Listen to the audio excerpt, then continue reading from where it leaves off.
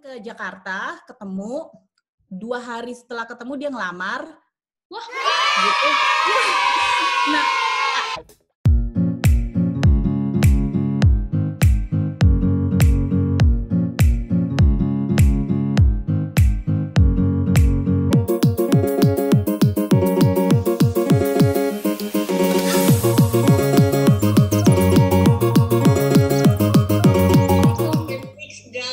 ini biar Mbak.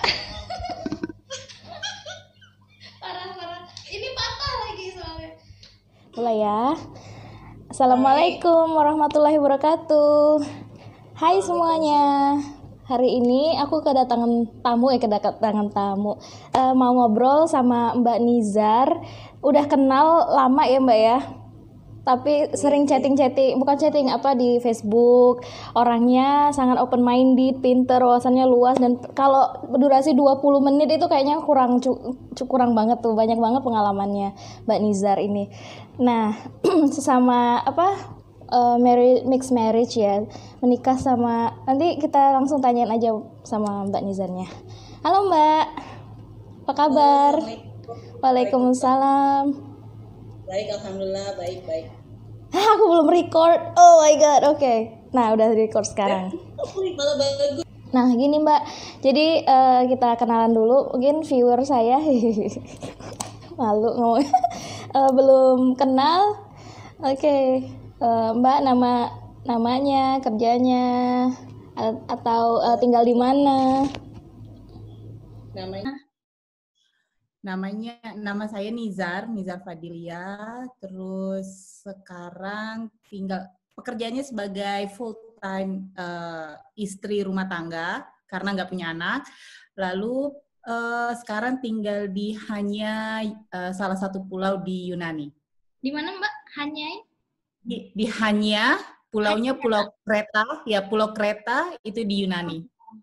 Pasti bagus banget ya Yunani di pulau. Panas nggak Mbak? Iya.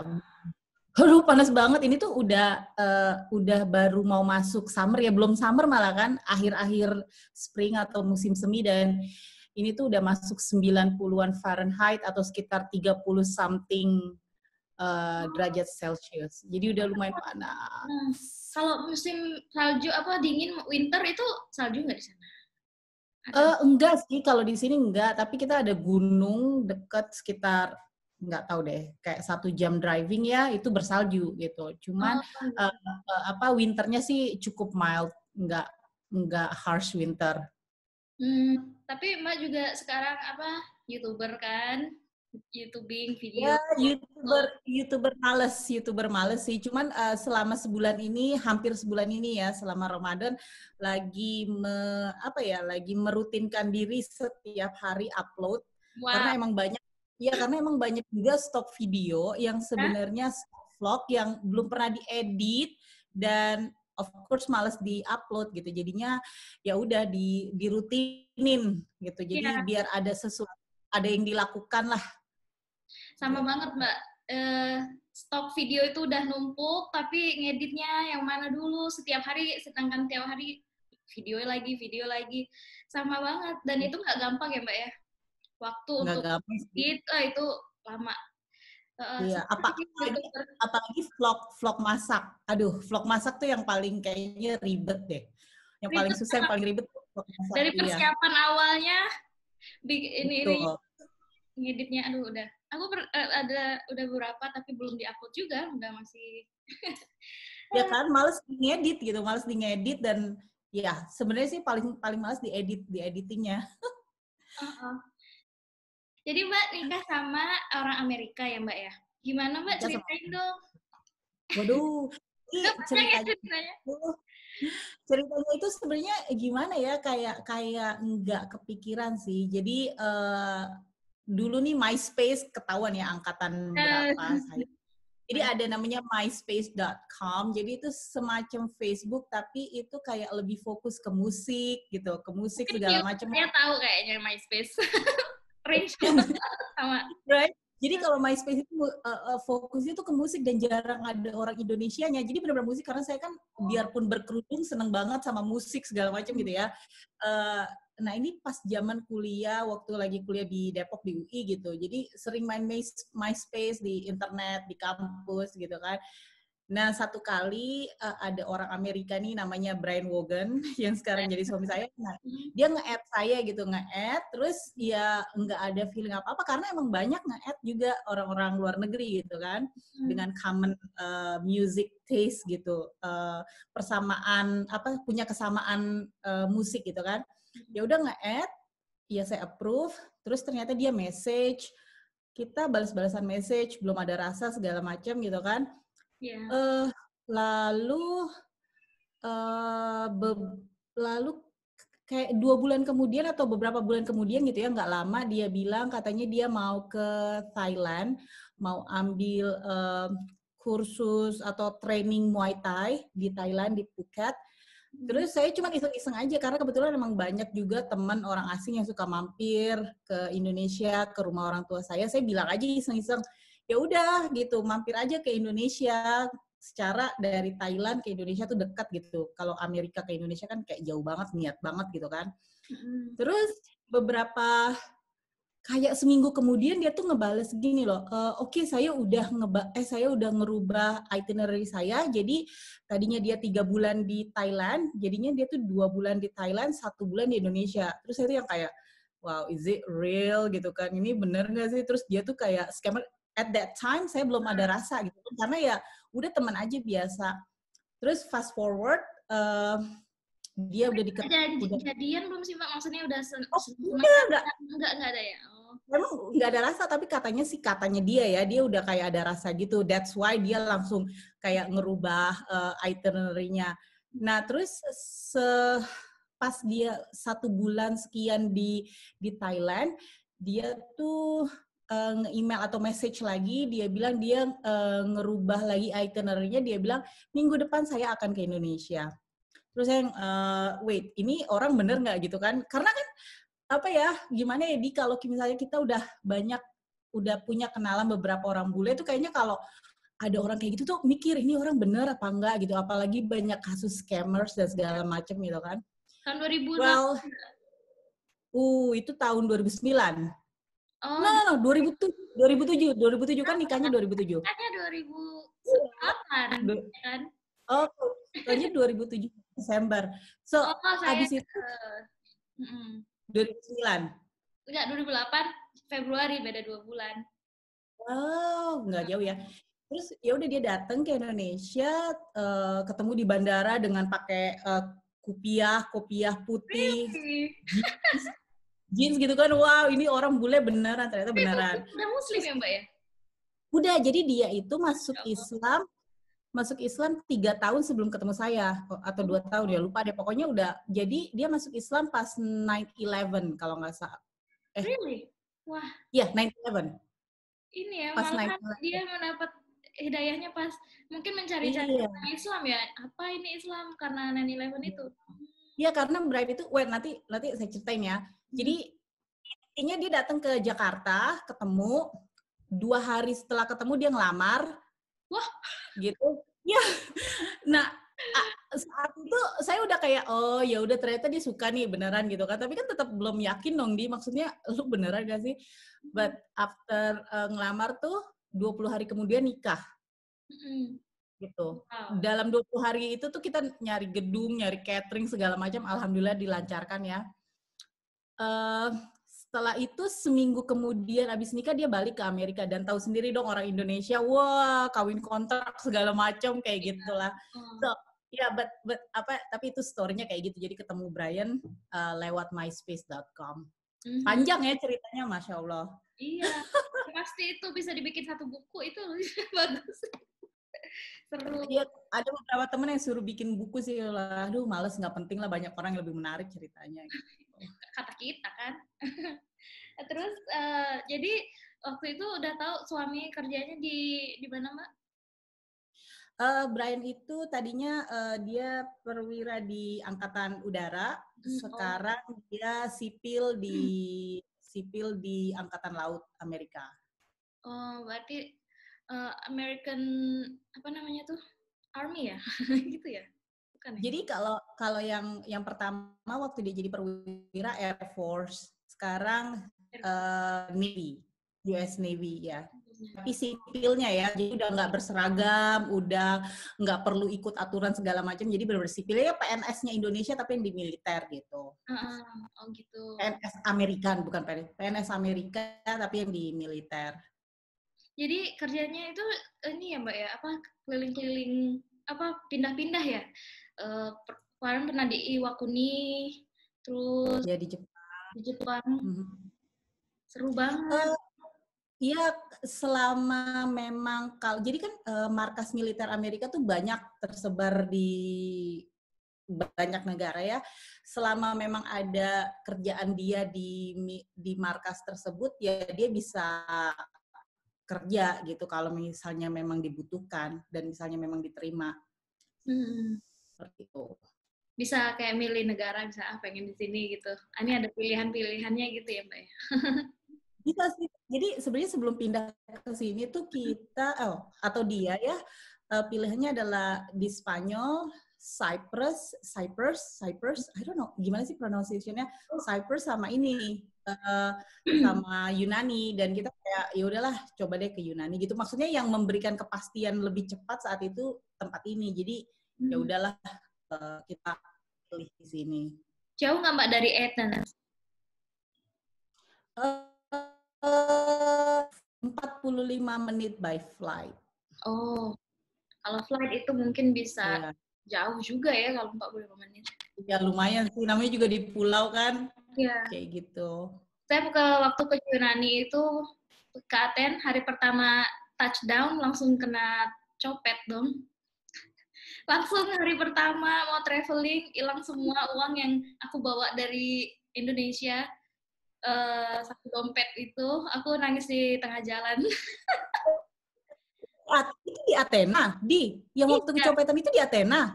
Oh, bukan di Turki. Sampai di Turki waktu itu. Yang kecopetan itu. Itu hari pertama di Athena. 2 hari terakhir di Amsterdam. Langganan. Oh, pas itu paspornya hilang. Iya. Kok bisa?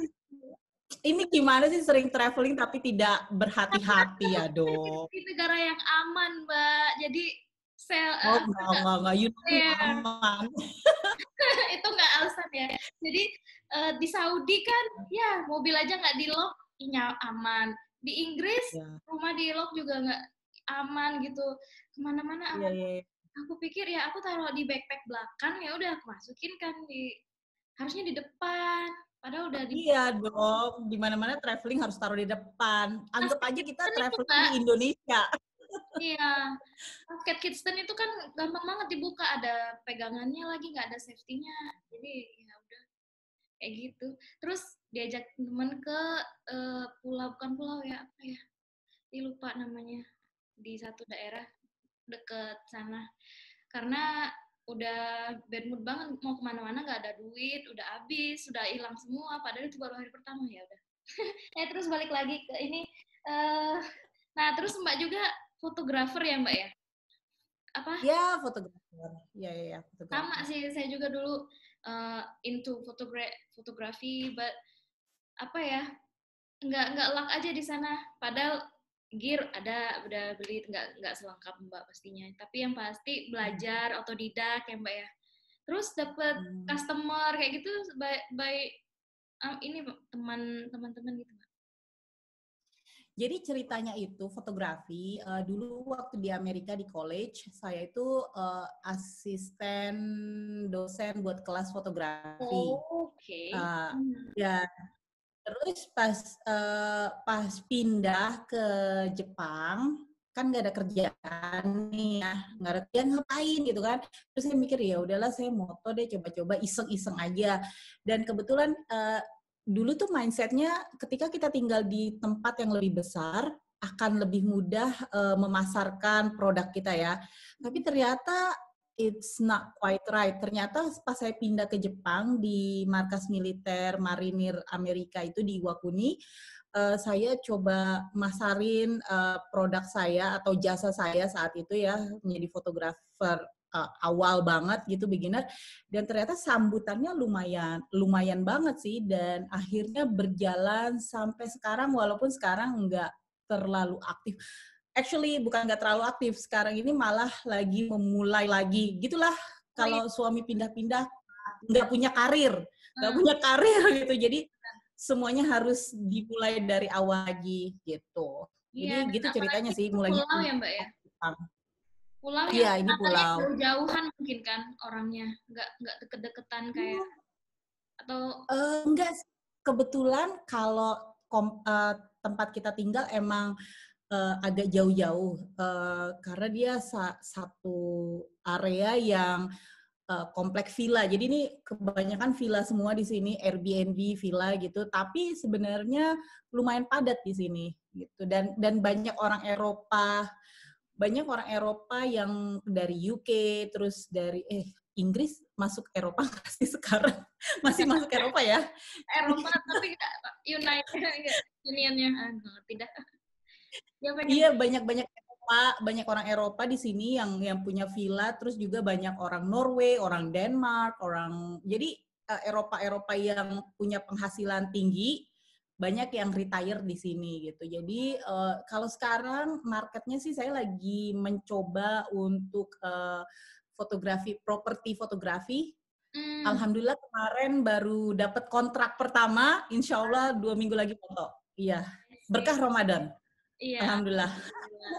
Mungkin ini ya, mungkin marketing juga pastinya, nggak hanya skill ya Mbak ya, skill marketing juga. Kalau saya dulu di Saudi, pertama itu taunya orang-orang Indonesia, saya nggak marketing kemana-mana, cuma teman-teman Indonesia yang mereka kayaknya lebih nggak suka foto-foto, malah nggak pernah foto pakai dikop gitu kan, yang tertutup lah. Nah, wedding juga nggak terlalu nggak kenal saya gitu, jadi ya kayak gitu, nggak jadi. Orangnya kayaknya dalam bisnis yang paling susah itu bukan meng-create produk, tapi memasarkan produk. Itu yang paling susah. Gitu. Banyak orang yang kita lihat dimanapun punya produk bagus, punya skill yang bagus, tapi kan susah masarinnya gitu. Kadang saya tuh kalau ngelihat fotografer yang laku atau terkenal di Indonesia gitu, yang banyak dipakai artis tuh suka bingung. Skillnya tuh biasa aja sih. Kalau menurut saya, aduh kayak saya jadi sombong ya. Cuman kalau misalnya kita kan karena udah biasa kerja, kita biasa kerja gitu ya, biasa kerja. Terus kita kan tahu tekniknya segala macem gitu. Terus kalau misalnya ngelihat gitu sampai fotografer yang misalnya apalah gitu ya, yang besar, ya mereka bisa besar karena marketing mereka bagus, karena mereka punya jaringan yang bagus, mereka dekat dengan lingkup yang memang membutuhkan profesi fotografi gitu. And I think they don't work alone. They hire professionals. Yeah. They actually have a team, ya kan, butuh. Jadi kalau saya lihat tuh orang Indonesia, apalagi yang punya modal tinggi ya mereka nggak takut ngeluarin, misalnya bayar orang gitu kan buat editing. Jadi mereka benar-benar ngambil foto, editing sama orang lain, atau malah mereka punya tim fotografer gitu. Jadi mereka kalau udah punya nama, ya gue udah nggak moto lagi, ngapain gitu. Jadi intinya emang marketing sih kalau menurut saya gitu. Mereka bikin bisnis mereka banget. Kalau kita kan kayak samping-sampingan gitu. Iya, kalau kita kan freelance, ya udahlah ada suami atau apalah, udahlah males gitu, aduh udahlah gitu loh. Udah apalagi kalau orang Indonesia di sini mau pindah lagi, waduh nggak mulai dari awal lagi. Iya, ini makanya itu kita lihat kalau tahun depan sih mestinya pindah lagi, tapi nggak tahu deh, kita lihat. We'll see. Ya, we'll see. Ya. Kalau di sana culture shock-nya gimana Mbak? Kan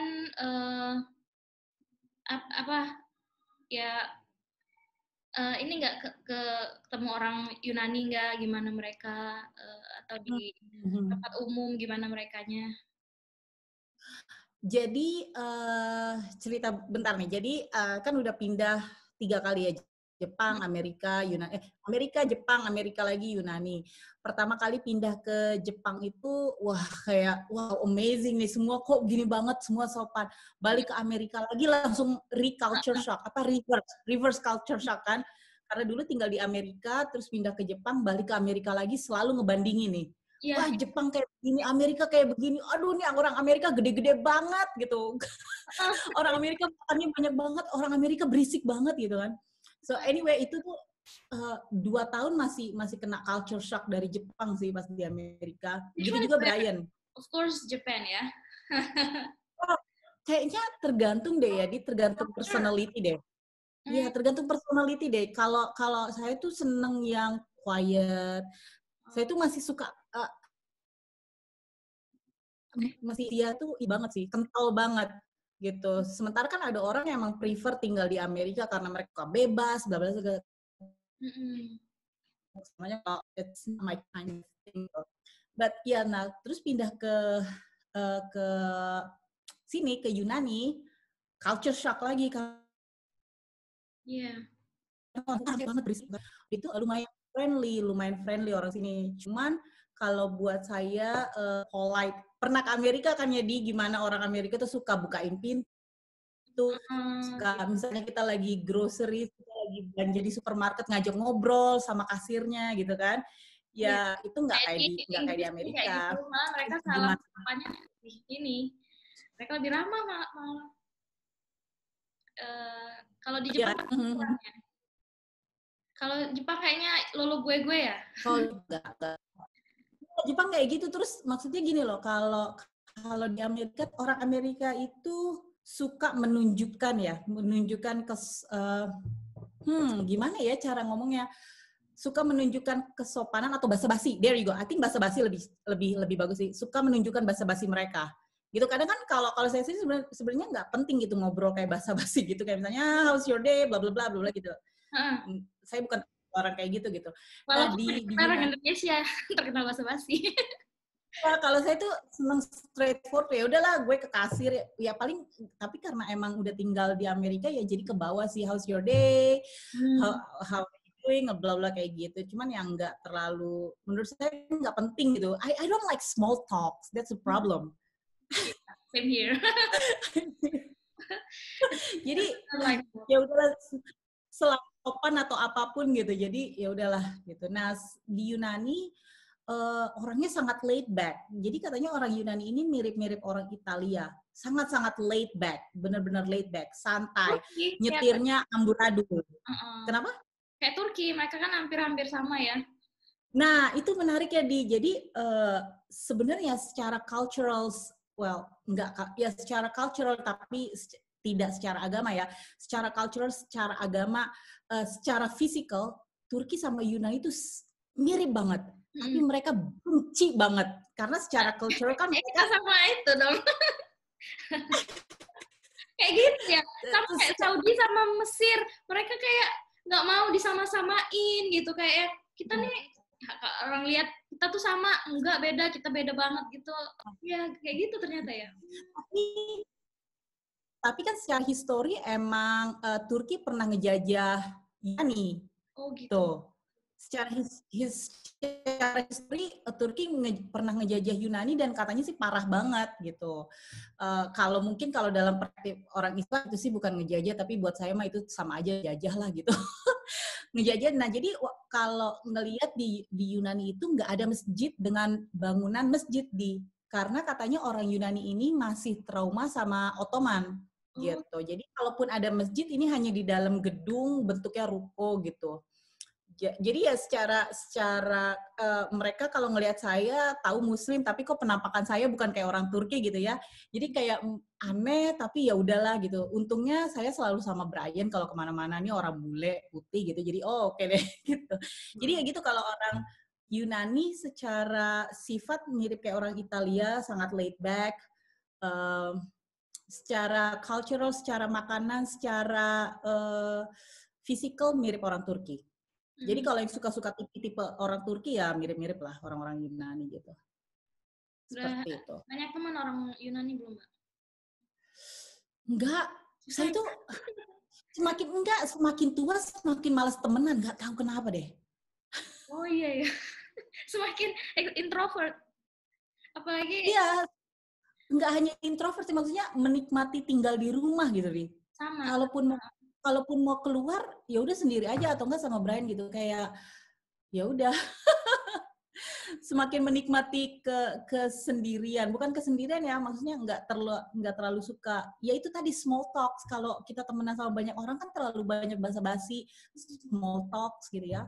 Dan ya kalau udah. di Saudi nggak temenan banyak, soalnya seringnya gini, nanti diundang makan, kayaknya nggak ada, kita banyak kerjaan tapi mereka punya banyak banget agenda ya, makan di sini, makan di sini, enak sih diundang makan, tapi kadang-kadang capek juga kita harus. Ya, itu sama di Amerika, sama ibu-ibu di Amerika. Jadi kesukaan saya dan teman-teman di Amerika itu emang suka ngumpul dari rumah sini. Saya suka ikut tapi nggak terlalu banyak sih, karena ya itu menyita waktu. Terus kayaknya kasihan punya suami di rumah gitu kan, karena sekali keluar gitu hanya buat makan siang bisa sampai malam gitu kan kasihan. Bawa anak gitu. Juga rame kadang kan, jadi lama. Jadi kalau saya juga kalau di luar negeri temenannya orang Indonesia lagi, jarang sama yang penduduk asli. Gimana ya, blending susah, padahal pengen sih. Terus ya jadi kayaknya masalah bahasa juga deh, karena kan kita susah berekspresi kalau pakai bahasa asing, walaupun misalnya bahasa Inggris kita bagus gitu ya, atau bisa dimengerti, cuman untuk mengekspresikan banyak hal tuh susah kalau bukan pakai bahasa ibu. Benar, ada yang nggak bisa ditranslate langsung. Iya. Kalau di Yunani mungkin mereka nggak ada yang bahasa Inggris gitu kan. Kalau aku di Saudi actually orang Yunani bahasa Inggrisnya lumayan bagus. Oh, really? Okay. Iya sih. Nah, jadi kalau dibandingin di Jepang ya, di Jepang itu kan sangat amat, bukan egosentris sih, kayaknya mereka nggak peduli untuk berbahasa Inggris gitu. Kalau orang Yunani, at least di pulau ini ya, kita kemana-mana mereka ngerti kok bahasa Inggris gitu. Jadi lumayan. Iya, terus di sana puasa gimana Mbak? Sama aja ya? Maksudnya kalau orang-orang di sana ada orang Muslim nggak di sekitar? Yang nggak ada masjid ya? Nggak ada. Tapi nggak ada masjid. Ada masjid tadi tapi ini kan di ruko kan.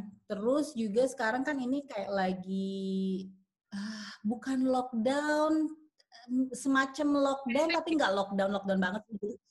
Ya semacam PSBB, cuman ya of course lebih ketat ya aturannya. Jadi ada orang bergerombol lebih dari 10 orang atau sampai 10 orang denda 1.000 euro gitu. Keluar tanpa izin denda 200 euro kayak gitu, 200 atau 100 ya lupa. Tapi sekarang udah mulai diangkat sih. Cuman kayak ya kalau untuk ke masjid komunitas muslim itu ada nyetir 30 menit. Gitu. Cuman ya balik lagi keterbatasan bahasa, karena kebanyakan muslim di sini nih orang Syria dan orang Mesir. Jadi mereka tuh nggak bisa bahasa Inggris. Jadi satu kali Brian sholat Jumat ya di sana, dan dia nggak tahu ngomong apa karena ngomong bahasa Arab. Jadi ya udah gue nggak ngerti deh ngomong apa, itu ngomong bahasa Arab, ya udahlah. Iya, paling nanti ya di mana-mana sekarang Lebaran pasti ya di rumah aja semuanya juga dimanapun. Iyalah, udah ngapain? Ya kan Lebarannya sunnah ya, sholat Idul Fitrinya sunnah, jadi ya udahlah gitu. Terus kalau untuk puasa di sini, ya untuk puasa di sini itu subuhnya hari ini jam 5:09 ya kalau nggak salah. Jam 5:09. Iya, subuhnya jam 5. Kayak Indonesia, jam 5 kurang dari Indonesia. Subuh. Iya, di sini jam 5:08 ya, maghribnya jam 8:26. Jadi hampir 9. Lama juga jam 8. Iya, lebih lama sedikit lah dibanding di Amerika. Kalau di pas summer yang paling parah ya Mbak ya, bisa sampai jam 11-an. Ya, semakin di utara semakin panjang. Itu terus, kita udah bahas semua nih. Kayaknya kita durasinya udah 37 menit. Kan asik kan? Lumayan nanti. Oke, makasih banyak info-infonya dan ceritanya yang Mbak Nizar ya. Nanti kita bikin video yang collab-nya nanti di link di description. Oke, thank you very much. Bye-bye. Terima kasih. Bye, Assalamualaikum.